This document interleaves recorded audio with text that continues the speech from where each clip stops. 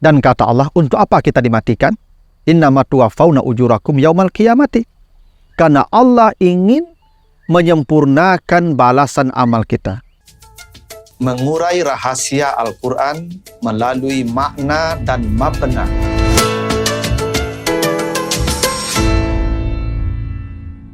Assalamualaikum warahmatullahi wabarakatuh. Alhamdulillahi rabbil alamin. Assalatu wassalamu ala asrafil anbiya'i wal mursalin wa ala alihi wa ashabihi ajmain. Para pemirsa program Makna dan Mabna yang dimuliakan Allah, kembali kita lanjutkan bahasan kita tentang struktur dan bangunan kata serta kalimat di dalam Al-Quran dan pesan di balik struktur dan bangunan kata serta kalimat tersebut. Kali ini kita akan bahas surat Ali Imran ayat yang ke-185. Kita baca ayatnya, surat Ali Imran 185. A'udzubillahi minasyaitonirrajim. Kullu nafsin za'iqatul maut. Wa innama tuwaffawna ujurakum yaumal qiyamah. Faman zukhziha 'anil nar wa udkhilal jannah faqad faza wa mal hayatud dunya illa mata'ul ghurur. Artinya, semua jiwa pasti merasakan kematian. Dan hanya sesungguhnya dengan kematian itu Allah ingin menyempurnakan balasan amalmu di hari kiamat. Dan siapa yang dijauhkan dari neraka dan dimasukkan ke dalam surga, sungguh dialah orang yang menang. Dan tidaklah kehidupan dunia ini kecuali hanyalah permainan atau kesenangan yang menipu. Ada beberapa poin penting yang bisa kita ambil sebagai pesan pokok dari ayat ini. Pertama, kata Allah, kullu nafsin za'iqatul maut. Semua yang memiliki jiwa pasti merasakan kematian. Allah menggunakan kata nafs dalam bentuk nakirah. Nakirah itu artinya indefinite. Kullu nafsin. Allah tidak mengatakan dalam bentuk ma'rifah atau definite. Kullun nafsi. Kenapa Allah tidak menggunakan bentuk ma'rifah? Kenapa bentuk nakirah? Karena kalau bentuknya ma'rifah, kullun nafsi itu artinya terbatas atau tertentu. Karena sifat kata yang ma'rifah atau definite, ya, itu tertentu atau terbatas. Misalnya kalau saya katakan qalamun, itu semua pena tanpa terkecuali. Kalau dikatakan qalamun, tanpa terkecuali, semua yang disebut pena masuk di sana. Tapi kalau saya katakan al-qalamu, maka hanya pena ini saja. Karena al-qalamu itu artinya pena itu, yang ini tidak, yang ini tidak, yang lain tidak. Kalau Allah mengatakan kullun nafsi, itu artinya hanya jiwa tertentu yang merasakan mati. Tidak semua jiwa. Tapi kalau dikatakan kullu nafsin dalam bentuk nakirah tadi atau indefinite, maka semua jiwa merasakan mati tanpa terkecuali. Coba perhatikan surah Az-Zumar ayat yang ke-42. Di situ Allah menggunakan kata nafs dalam bentuk ma'rifah. Apa kata Allah? Wallahu yatawaffal anfusa hina mautiha. Dan Allah mewafatkan jiwa tertentu saat matinya. Jadi kalau mati itu nafsun, kullu nafsin, semua. Tapi kalau wafat itu tidak nafs tapi al-anfus, jiwa-jiwa tertentu. Kenapa? Karena semua jiwa merasakan mati tanpa terkecuali, tapi tidak semua jiwa yang merasakan wafat. Yang wafat hanyalah jiwa tertentu. Itu kenapa wafat itu ya al-anfus, jiwanya tertentu. Mati, semua jiwa mati, merasakan mati. Tapi tidak semua jiwa merasakan wafat. Karena wafat itu artinya kesempurnaan. Ada orang mati tapi tidak mencapai sempurna. Ada orang mati dengan kematian dia mencapai sempurna. Yang mencapai sempurna itu jiwa tertentu. Itu kenapa digunakan kata ma'rifah al-anfus. Begitu di surah Az-Zumar ayat 42. Tapi kalau kematian tidak, kullu nafsin, semua yang memiliki jiwa tanpa terkecuali pasti merasakan mati. Hingga para malaikat pun merasakan mati. Itu kenapa rahasianya Allah menggunakan kata nafs, kullu nafsin, bukan kullu hayyin. Kalau kullu hayyin itu artinya makhluk hidup. Tapi kalau kullu nafsin, semua yang memiliki nafs atau jiwa. Karena ada yang memiliki jiwa tapi tidak termasuk makhluk hidup. Dalam konteks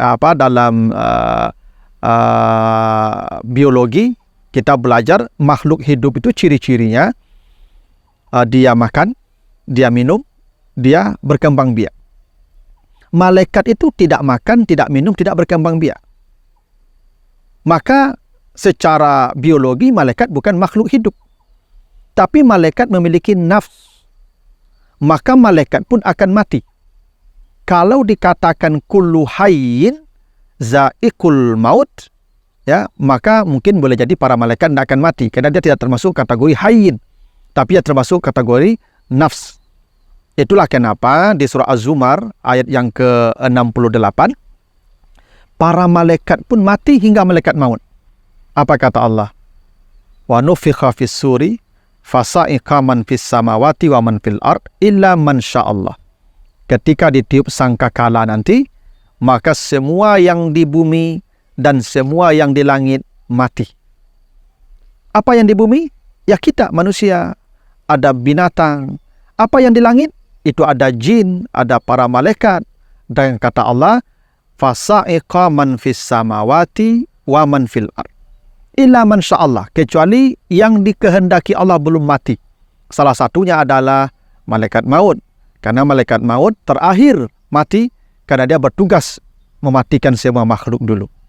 Itu rahasianya kenapa Allah mengatakan kullu nafsin, semua yang memiliki jiwa, bukan kullu hayyin. Karena yang mati itu bukan hanya makhluk hidup dalam konteks memiliki kebutuhan makan minum, berkembang biak, yang tidak memiliki karakter seperti itu tetap juga merasakan mati seperti para malaikat. Itu kenapa digunakan kullu nafsin. Dan kata Allah, mati itu za'iqah, sesuatu yang dirasakan. Allah tidak mengatakan kullu nafsin satamut, tapi kullu nafsin za'iqatul maut. Za'iqah itu artinya merasakan. Jadi kematian itu sesuatu yang dirasakan. Bukan sesuatu yang menimpa kita, tapi sesuatu yang kita rasakan, seperti minuman. Dan karena mati itu sesuatu yang dirasakan, maka tentu pilihan rasanya beragam. Karena itulah malaikat yang mencabut nyawa itu pun tidak satu. Ada malaikat yang mencabut nyawa dengan kasar, namanya wan-nazi'at. Tentu ini rasanya sangat sakit. Tapi ada malaikat yang mencabut nyawa dengan sangat lembut, namanya wan-nasyitat. Dan ini rasanya tentu sangat menyenangkan. Bahkan yang bersangkutan pun tidak tahu kalau dia sudah merasakan kematian. Jadi ada orang merasakan mati itu sangat indah, ada yang merasakan mati itu sangat sakit. Para hadirin kalau nanti baca di surat Al-Anfal ayat 50, walau tara iz yatawaffal lazina kafaru al malaikatu yadribuna wujuhahum wa adbarahum.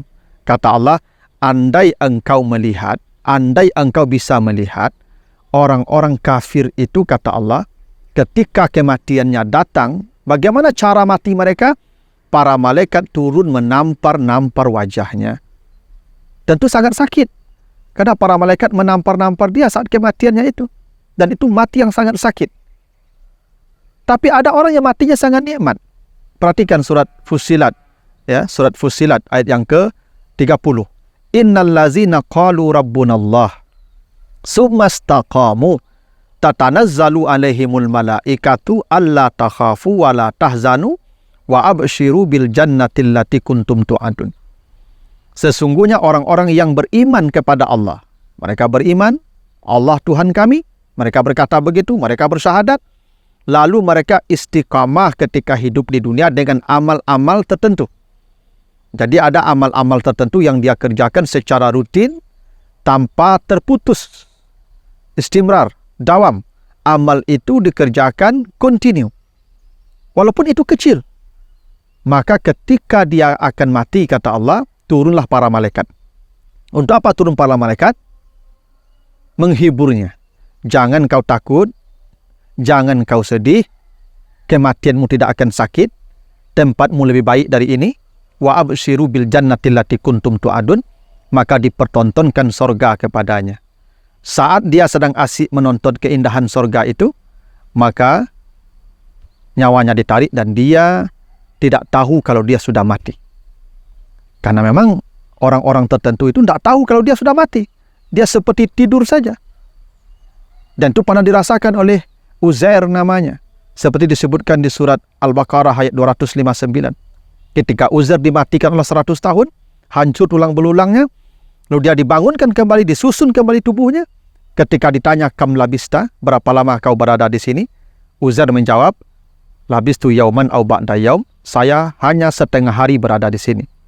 Tapi kata Allah, kata para malaikat, bal labista mi'ata am, engkau sudah di sini selama 100 tahun. 100 tahun berlalu dia tidak merasakan apa-apa. Merasakan seperti tidur siang. Kenapa? Karena kematiannya begitu nikmat. Itu kenapa mati disebut za'iqah. Sesuatu yang dirasakan.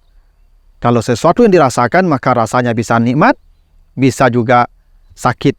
Tergantung cara kita mempersiapkan rasa mati itu sendiri. Dan kata Allah, untuk apa kita dimatikan? Innama tuwaffawna ujurakum yaumal qiyamati. Karena Allah ingin menyempurnakan balasan amal kita. Para hadirin, kita di dunia bekerja, berbuat baik, beramal siang malam, semua itu tidak ada balasannya di dunia. Karena dunia darul amal namanya. Dunia tempat kita bekerja, tempat kita beramal, tempat kita berbuat, dan akhirat itu darul jaza. Baru di akhirat kita bisa menerima apa yang kita lakukan di sini. Karena itu para hadirin, jangan menghubungkan antara ibadah orang dengan dunia dia. Karena dunia dan ibadah orang itu tidak selalu harus terhubung. Karena ibadah dia di dunia ini, Allah janjikan balasannya nanti setelah kematian dia. Wa inna ma tuwaffawna ujurakum yaumal qiyamah. Dengan kematian itulah dia mendapatkan balasan amalnya. Itu kenapa ketika manusia mati, kalau para hadirin baca nanti di surah Ali Imran ayat 170, begitu manusia mati, farihin, mereka bergembira. Kenapa bergembira? Bima atahumullah min fadli. Disitulah mereka baru dapat balasan sebahagian. Belum utuh juga. Karena balasan amal utuhnya nanti di ba'da yaumil qiyamah. Makanya kata Allah, innama tuwaffawna ujurakum yaumal qiyamah. Itulah alasannya kenapa mati disebut wafat. Karena dengan kematian itulah kita hidup sempurna. Dengan kematian itulah kita mendapat balasan amal secara sempurna. Di dunia tidak akan kita peroleh balasan amal kita secara utuh. Kalaupun ada, itu hanyalah keberkahan dari amal kita. Karena itu, coba baca hadis Nabi misalnya. 2 rakaat yang kita kerjakan di waktu fajar. Rakaat al-fajri. Khairum minad dunya wa ma fiha. Lebih dari dunia dan isinya nilainya. Bagaimana mungkin itu kalau diberikan ke kita, di mana mau kita letakkan? Maka balasan-balasan amal Allah tunggu sampai kita mati. Maka kematian itu adalah sebuah nikmat. Karena dengan kematian itu, manusia mendapat balasan amal secara sempurna. Begitulah di antara pesan yang hendak Allah sampaikan di surat Ali Imran ayat 185.